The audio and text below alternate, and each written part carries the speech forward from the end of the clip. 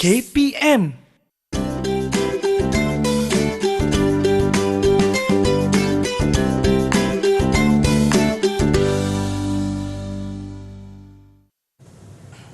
Assalamualaikum. Hai semua.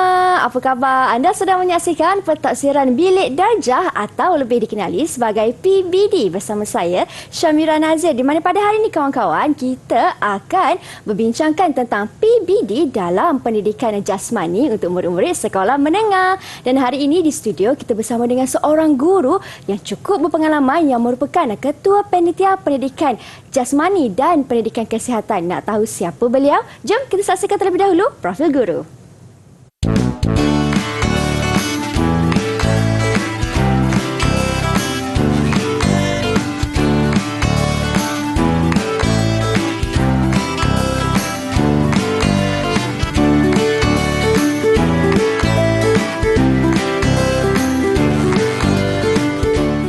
Baiklah, dan sekarang di studio Mira bersama dengan Cikgu Isma Hadi Muhammad Ismail. Assalamualaikum Cikgu. Waalaikumsalam warahmatullahi. Sihat Cikgu? Alhamdulillah sihat. Mira sihat? Sihat Cikgu. Dari selatan baik. ni Cikgu Tangkak Johor. Datang kemari. Jauh tu bawa kereta. Saya bawa kereta. Okey, Cikgu, hari ini Cikgu akan bincangkan tentang PBD dalam pendidikan jasmani untuk murid-murid sekolah menengah. Ya, betul Cikgu Betul. Tetapi sebelum tu Cikgu, Mira pun suka untuk memperkenalkan turut serta bersama dengan kami di studio jurubahasa isyarat iaitu Cikgu Syazlin binti Sulaiman dari SK Pendidikan Khas Melaka. Apa khabar Cikgu Syazlin? Sihat Cikgu? Terima kasih Cikgu kerana sudi bersama dengan kami. Baiklah, mesti mereka di rumah, murid-murid, guru-guru yang sedang menonton sekarang nak tahu macam mana pentaksiran bagi mata pelajaran pendidikan jasmani ini dilaksanakan di sekolah, kan Cikgu? Ya, betul. Jadi saya rasa Cikgu pun dah bersedia nak menerangkan. Semangat Cikgu. Saya pun semangat juga nak tahu. Jadi jom Cikgu, kita teruskan. Okey, baik.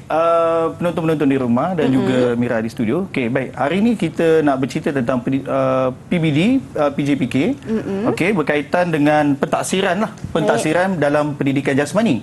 Baik, tapi sebelum tu Mira, berkaitan dengan pendidikan jasmani ni, kita kena faham bahawa dia melibatkan kemahiran. PJ saja melibatkan kemahiran. Bila kemahiran ni dia banyaklah. Okey, tapi sebelum kita nak pergi lebih lanjut, kita tengok dulu apa sebenarnya yang ada dalam pendidikan jasmani ni, okey, di sekolah menengah. Okey. Kalau kita lihat sebenarnya Mira dan juga penonton-penonton di rumah, okey, baik. Dalam kemahiran yang ada dalam pendidikan jasmani di sekolah menengah ni, dia ada menengah rendah dan juga menengah atas. Okey, menengah rendah dan juga menengah atas. Okey, kalau kita lihat di menengah rendah, dia ada ada 5 di bahagian bidang kemahiran dan juga bidang kecergasan dia ada satu lah. Jadi kalau kita lihat di bidang dia ada gimnastik, bidang kemahiran gimnastik, pergerakan berirama, permainan, olahraga asas dan seterusnya berkaitan dengan rekreasi dan juga kesenggangan. Tetapi di menengah atas kita lihat dia dah tinggal sikit. Iaitu dia tak ada gimnastik asas dan tak ada olahraga asas. Jadi di sini kalau kita lihat, kedua-duanya bila kita lihat dalam tempoh setahun murid-murid belajar atau dalam tempoh 5 tahun belajar di sekolah, murid-murid ni ada 13 permainan. 13 permainan yang perlu mereka pelajari. Pergerakan berirama ada 9 tarian dan juga 1 pergerakan kreatif dan seterusnya dia ada berkaitan dengan olahraga asas hanya di sekolah menengah rendah iaitu sebanyak 10 kemahiran berkaitan dengan olahraga asas. Baik, kita pergi seterusnya. Kalau kita lihat tahap penguasaan PJ ni beza dia, tahap penguasaan umum dia sedikit berbeza. Okey, kerana apa? Kalau kita lihat tahap penguasaan umum yang pertama bagi PJ ni bermula dengan meniru. Bermula dengan meniru dan juga melakukan perkara asas. Itu ialah TP yang pertama. Maksudnya kalau macam contoh kita nak bagi kemahiran bola sepak. Contoh kemahiran bola sepak, pelajar ni hanya tiru je. Betul tak betul, yang penting perbuatan ada, pelakuan. Jadi itu dianggap melepasi tahap pertama lah. Kemudian yang tahap yang kedua, memahami dan melakukan kemahiran atau aktiviti fizikal. Kemudian yang tahap ketiga, dia kena aplikasi dan melakukan kemahiran dalam aktiviti fizikal. Tahap yang keempat, dia berkaitan dengan mengaplikasikan dan melakukan kemahiran atau aktiviti fizikal dengan betul. Kalau kita lihat tahap yang keempat tu baru dia minta pelakuan tu betul. Yang asas tadi tak betul pun tak apa. Tapi dia masih diberi tahap penguasaan. Kita masih lagi boleh mentaksir murid. Kemudian yang kelima, merancang untuk meningkatkan prestasi. Dan yang terakhir, tahap penguasaan umum yang keenam bagi pendidikan jasmani ialah membuat refleksi untuk meningkatkan prestasi dan amalan gaya hidup sihat. Maksudnya permainan ataupun apa yang mereka pelajari itu boleh dilakukan di rumah, jadikan rutin. Baik, kalau kita lihat, okey, proses dia dalam proses PDP PJPK ni, pertama guru merancang dan mengajar. Kemudian murid belajar menguasai kemahiran dan terakhir hasil kerja murid itu ditaksir sama ada pelakuan ataupun hasil kerja yang lain lah. Okey, kemudian kalau kita lihat peranan guru, kita ada standard kandungan dan juga standard pembelajaran. Okey. Dan prestasi murid ni diukur berdasarkan standard prestasi itu yang dianggap sebagai kemajuan bagi murid ataupun proses perkembangan dia lah, tahap penguasaan dia. Ini peranan guru dan juga murid dalam satu proses tu. Okey, baik. Kita lihat pula. Okey, baik. Kaedah untuk mengukur pencapaian murid dalam pendidikan jasmani ni ada 8 perkara. Ada 8 kaedah atau 8 cara dalam kita nak mengukur. Okey, yang pertama, prestasi kemahiran murid kita ukur iaitu pelakuan. Senarai sema, kita boleh gunakan kaedah senarai sema untuk menentukan pelakuan murid dah capai belum, dah boleh sepak, boleh menanduk dan sebagainya, contoh. Okey, kemudian rubrik, berdasarkan folio, berdasarkan projek, projek yang guru beri projek lah pada murid, projek persembahan ke, projek pelakuan dan sebagainya. Kemudian dari sudut video dan gambar yang murid lakukan dihantar pada kita pun kita boleh taksir. Okey, kemudian kertas pensel dalam bentuk lembaran kerja dan sebagainya, dan akhir sekali adalah penilaian ke diri. Murid menilai prestasi diri sendiri sebelum disemak oleh guru. So ini adalah kaedah untuk mengukur pencapaian murid dalam PDP PJ, Pendidikan Jasmani Sekolah Menengah. So, faham tak? Ke laju sangat dia cakap ni? Faham cikgu. Macam kata api saya cakap. Tak, cikgu faham. Okey. Murid di rumah pun faham juga. Itu rupanya kaedah untuk mengukur pencapaian murid. Ada 8 cikgu Ya, ada 8 cara dan kaedah lah yang boleh diaplikasikan. Dan saya nak tahu pula lepas ini bagaimana kaedah ini dilaksanakan. Ini cikgu baru sentuh sikit. Kawan-kawan di rumah, guru-guru juga pastinya ingin mengetahui bagaimana setiap satu kaedah ini dilaksanakan. Selepas ini kita akan sambung semula perbincangan kita hanya di PBD ataupun Pentaksiran Bilik Darjah. Jangan ke mana-mana.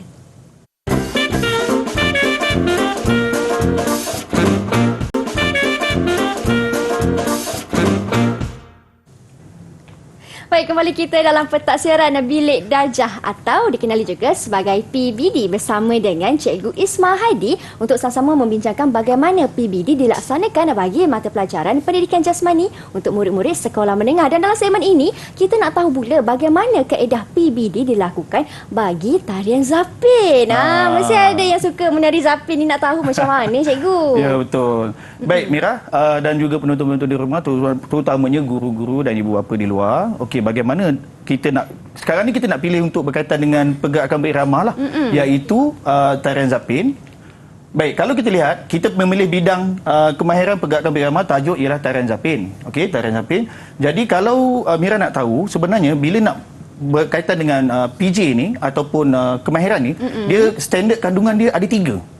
Standard kandungan dia ada 3, iaitu kalau kita tengok kepada di sini, dia ada pergerakan berirama dari segi pelakuan. Kalau kita lihat ni murid-murid dan juga cikgu di luar sana, maaf kata sasul pula. Okey, standard kandungan ni dia ada 3, psikomotor, kognitif dan juga efektif. Okey, kognitif tu ialah pelakuan.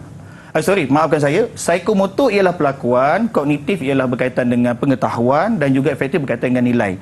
Baik, kalau kita lihat, inilah ketiga-tiga dia. Kalau tengok pergerakan berirama, pertama melakukan pelbagai corak pergerakan mengikut muzik. Itu adalah standard kandungan pertama.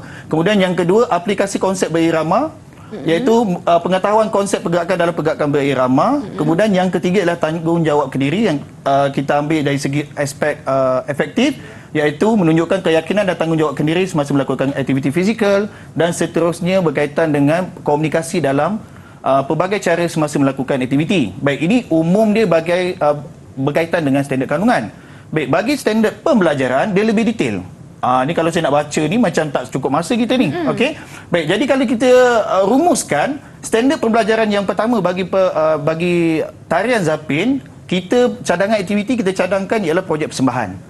Kemudian bagi mencapai standard pembelajaran yang kedua, iaitu kognitif, iaitu dalam bentuk soal jawab, perbentangan ataupun lembaran kerja. Itu cadangan aktiviti lah. Kemudian untuk capai yang kelima tadi, aspek yang ketiga iaitu efektif, perbincangan dan aktiviti berkumpulan tu. Dalam tu lah ada komunikasi dan sebagainya. Kalau kita lihat lah, memang ada lah. Kalau nak cerita panjang ni. Okey, baik. Kemudian apa tindakan guru? Bagi tarian zapin ni pertama sekali guru kena faham jelas apa keperluan kehendak SK tu. Okey. Kehendak SP dan juga prestasi tu bagaimana. Itu adalah petunjuk bagaimana prestasi murid. Kemudian kena pasti keperluan kehendak SK dan sebagainya, memberi peluang sama rata kepada murid, mempelbagaikan aktiviti yang sesuai dan boleh ditaksir, merancang dan melaksanakan PDP dan proses PBD dan akhir mendedahkan standard prestasi kepada murid. Baik, kalau kita tengok yang ini domain psikomotor lah. Pertamanya, melakukan langkah tarian zapin. Cadangan aktiviti, murid ikut lakuan guru, murid ikut lakuan video. Contohnya, kita nak ajar tarian ni. Kalau cikgu tak mahir mengajar, okey, kita boleh gunakan video untuk ditunjukkan kepada murid dan murid ikut bersama-sama dengan guru. Ataupun guru sendiri yang mengajar kalau cikgu tu mahir. Dan kalau kita kenal pasti dalam kalangan murid kita tu ada orang atau murid yang boleh pandai penari ni, maknanya dia mengajar murid tu lah. Dia membantu mengajar murid tu lah. Okey, kemudian kita boleh guna juga dalam buku teks. Kalau kita lihat, buku teks ni dia ada QR code dan sebagainya, cadangan. Murid boleh belajar secara kendiri di rumah. Kita bagi macam contohnya kerja rumah lah. Okey, dia scan ataupun dia imbas QR code tu, kemudian dia belajar sendiri. Ataupun dalam grup cikgu ada grup PJPK dan kita kongsikan video tu. Okey, kemudian bagi psikomotor yang kedua, berkaitan mereka cerita. Masa ni lah murid berlatih buat ragam mereka cerita. Masa ni ialah projek berkaitan dengan persembahan tadi itulah. Ada banyak lah kat sini. Okey, kemudian kognitif pula dalam bentuk perbincangan. Okey, cadangan pentaksiran dia lisan dan bertulis kita boleh lakukan. Okey, kemudian soal jawab dan pembentangan kumpulan. Ketika pembentangan kumpulan tu ada soal jawab juga boleh cikgu taksir. Okey, dari segi domain kognitif sebab dia banyak Mira, dia ada tiga komponen yang perlu tu. Jadi kita pergi yang kedua lagi ni. Okey, dalam bentuk lisan ataupun kita beri lembaran kerja. So murid menjawab lembaran kerja itu adalah satu benda juga yang boleh ditaksir aktivitinya. Okey, dari segi domain efektif, masa ini kerja berkumpulan pemerhatian cikgu sahaja. Okey, pemerhatian cikgu kita lihat bagaimana komunikasi murid dengan murid dan sebagainya. So ini adalah domain yang efektif lah. Baik, ini adalah contoh tugasan persembahan. Jadi kita ada video Mira sebenarnya berkaitan dengan proses bagaimana projek persembahan tu diberi daripada awal sampai akhir persembahan murid. Okey. Jom kita saksikan. Ya, silakan.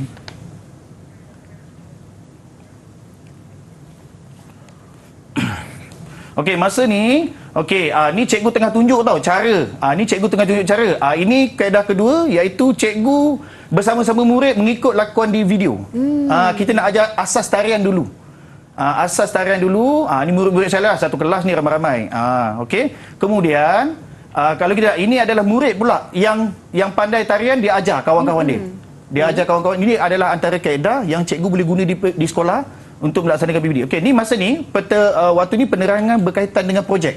So cikgu dah bagi tahu projek apa yang kita kena buat, apa murid kena masukkan. So waktu tu melibatkan perbincangan dengan murid-murid.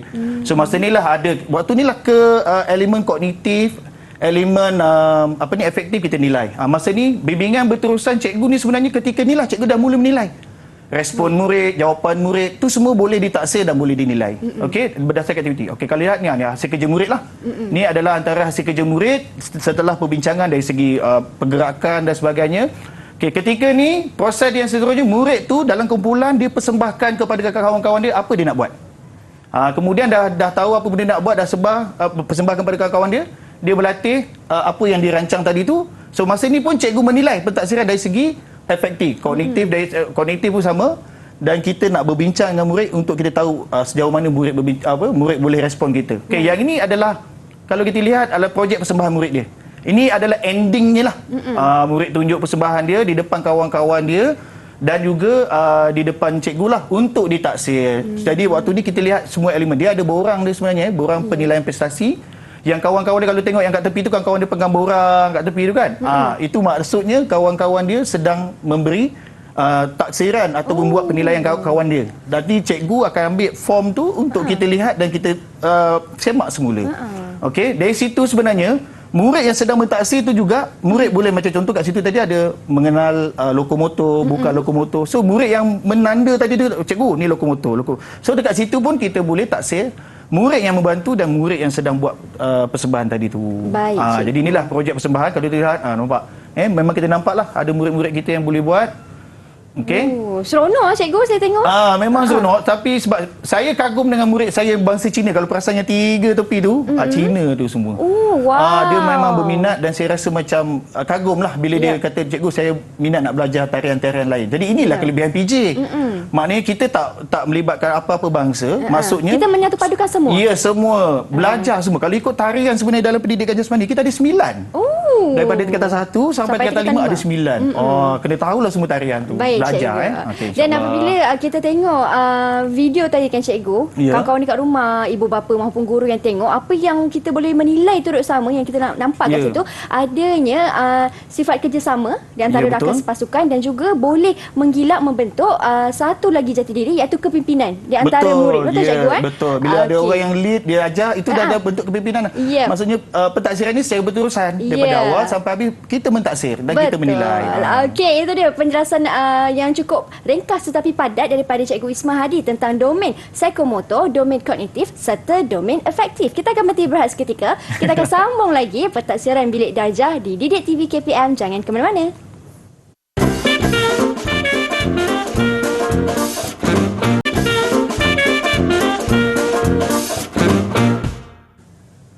Baik, hari ini di dalam pentadsiran Bilik Darjah atau PBD, kita akan membincangkan tentang PBD dalam pendidikan jasmani untuk murid-murid sekolah menengah. Dan bidang yang Cikgu Isma Hadi akan kongsikan dan bincangkan kepada anda semua ialah bidang tarian zapin. Betul cikgu? Betul. Dan di segmen ini apa pula yang cikgu nak kongsikan kepada mereka di rumah? Okey, saya nak kongsikan dengan penonton di rumah berkaitan dengan apakah benda yang kita daripada hasil kerja murid tu, bagaimana kita nak mentaksir. Okey, tapi sebelum tu kita nak tengok kepada pelaporan dia lah. Okey. Dalam pendidikan jasmani dan juga lain-lain mata pelajaran, okey, pelaporan dan pentaksiran Bilik Darjah ni perlu dilakukan lah. So, ini bagi pendidikan jasmani. Kalau kita tengok proses dia yang pertama ialah melaporkan dalam bentuk tahap penguasaan. Okey, yang ini memang kena dilaporkan oleh dilaporkan oleh guru berdasarkan hasil kerja murid. Kemudian kena rujuk di SKP. Sebab dia standard, bila standard dia kena rujuk. Dia tak boleh macam kita tiba-tiba nak buat penilaian sendiri, tak boleh.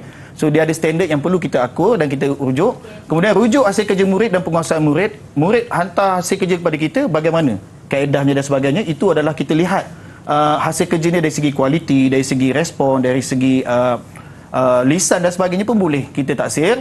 Okey, kemudian step yang keempat atau perkembangan yang keempat iaitu menggunakan pertimbangan profesional guru. Masa ni guru menggunakan pertimbangan, ada 4 pertimbangan itu sebenarnya. Jadi guru-guru menggunakan pertimbangan profesional bagaimana untuk mentaksir hasil kerja murid. Okey, kemudian kita menggunakan satu template Excel yang disediakan oleh KPM sendiri untuk meletakkan tahap penguasaan murid dan seterusnya pelaporan dibuat 2 kali dalam setahun. Baik, tapi Mira, sebenarnya dalam PJPK ni dia kena selesaikan satu kelompok. Macam tadi, pergerakan berirama, kita ada 3 sebenarnya dalam tu. Kita ada pergerakan kreatif, kita ada tarian zapin, kita ada tarian ngajat. Tapi kita fokus pada zapin hari ini. Jadi, dia kena selesai ketiga-tiga tu. Maksudnya kelompok. Baru boleh ditaksir. Okey? Baik. Jadi, kita pergi yang seterusnya. Inilah bidang yang saya cakap tadi ni. Okey? Bidang standard prestasi dalam bidang pergerakan berirama. Kita fokus kepada yang berwarna kuning saja sebab kita zapin. Kalau lihat tahap penguasaan pertama, dia kata tiru saja. So tiru, macam saya cakap tadi, kita pasang muzik, dia tiru macam tadi yang kita lihat tadi yang cikgu tengah buat tu kan. Okey, yang situ dah boleh taksir. Budak tiru dah dapat dah TV1. Baik. Okey, kemudian untuk yang kedua, murid boleh melakukan tarian atau langkah zapin mengikut muzik yang dia dengar dan seterusnya boleh menyatakan tadi dia dah minta tiru. Kemudian yang kedua, dia minta pula untuk menyatakan lokomotor dan bukan lokomotor. Kalau ketika itu budak boleh menjawab secara lisan, taksir. Kita boleh taksir. Ataupun kita bagi dalam bentuk lembaran kerja. Ataupun dalam bentuk persembahan kumpulan tadi, dalam kumpulan tu dia berbincang, dia nyatakan perbezaan dalam konsep dan sebagainya. Okey, dan seterusnya tahap yang ketiga boleh melakukan pergerakan bukan lokomotor dan konsep pergerakan dalam tarian zapin. Okey, itu yang berlakulah dalam tahap penguasaan yang ada dalam pergerakan birama. Kalau kita seterusnya pada tahap yang 5 dan 6 ni, kita lihat kepada yang 6 kita nak pergi yang tinggi terus, iaitu boleh menjustifikasikan ke atas persembahan pergerakan tarian yang diimprovisasikan. Maksudnya, waktu dia buat tu, kita ada orang kata, boleh buat tingkatkan tak? Bila murid kata boleh dan dia buat pula, dia upgradekan dia punya persembahan, so itu boleh dianggap sebagai pentaksiran pada tahap 6. So murid boleh capai tahap tu. Yang penting, setiap elemen yang ada dalam tahap penguasaan tu, kalau kita lihat TP5 ni ada 3 dot tu, maksudnya 3 dot tu atau pergerakan dengan zapin saja perlu dikuasai. Baru boleh kita bagi tahap yang itu. Saya rasa pemahaman ni semua fahamlah sebab dia berkaitan dengan petunjuk yang ada di situ. Okey, kalau kita lihat ni cadangan pentaksiran, kalau tengok SP berkaitan dengan psikomotor ni lah, pemahitan secara langsung dan tidak langsung. So pemahitan langsung tu depan mata kita dalam kelas. Pemahitan tidak langsung tu maksudnya kalau kata murid tu tak dapat hadir tapi dia hantar video dia. Kita ada nanti video kita untuk tunjukkan. Kemudian bentuk lisan dan juga bertulis untuk kognitif. Kemudian dalam bentuk efektif, dalam bentuk pemerhatian dan bertulis dan lisan. So dari pemerhatian, dari lisan, dari bertulis dalam lembaran kerja dan sebagainya, murid boleh ditaksir juga ya. Okey, so ni hasil kerja murid. Kalau kita lihat yang boleh ditaksir persembahan secara langsung di depan cikgu lah. Okey. So kita boleh tengok kok video persembahan yang murid-murid saya dah buat. Jom kita saksikan. Silakan.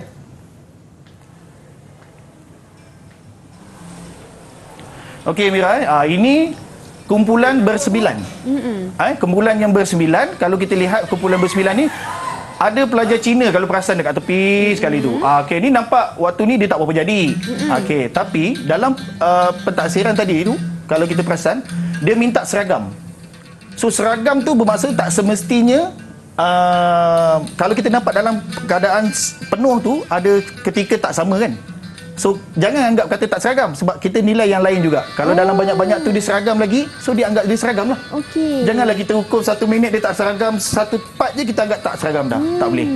Kesian kat murid-murid. Jadi pentaksiran sekurang-kurangnya budak buat. Okey, yang ni kalau kita lihat murid ni yang agak lebih baik sedikit dia buat. Yang ini saya cuma minta murid buat dalam tempoh 1 hingga 2 minit je. Oh, okey. Sebab saya kata kita banyak lagi kumpulan. Masa kita nak mengajar tu tak banyak. Okey. Jadi budak training sendiri mungkin dia balik di rumah, kita bagi projek. Bila bagi projek, berlakulah perbincangan di luar bilik darjah. Mungkin di rumah atau di mana-mana dia berbincang untuk membuat satu gerakan ni. Kalau lihat nampak ni, ini gerakan yang kita nampak cantik lah. Tapi dalam masa ni juga cikgu pun nak kena tahu juga apa nama gerakan-gerakan ni. Okey, pekajang ke? Kalau kita ikut zapin ni banyak. Tapi dalam pentaksiran bilik darjah ni untuk tarian zapin ni dia tak sebut zapin apa dia nak. Betul. Yang penting langkah tu adalah sebahagian daripada zapin. Macam baik, tu. cikgu. Ini kalau secara langsung kan kita pemerhatian secara langsung. Kalau yang macam cikgu katakan tadi murid hantar melalui video, bagaimana perlu cikgu? Okey, kalau kita tengok ni macam contohnya lah.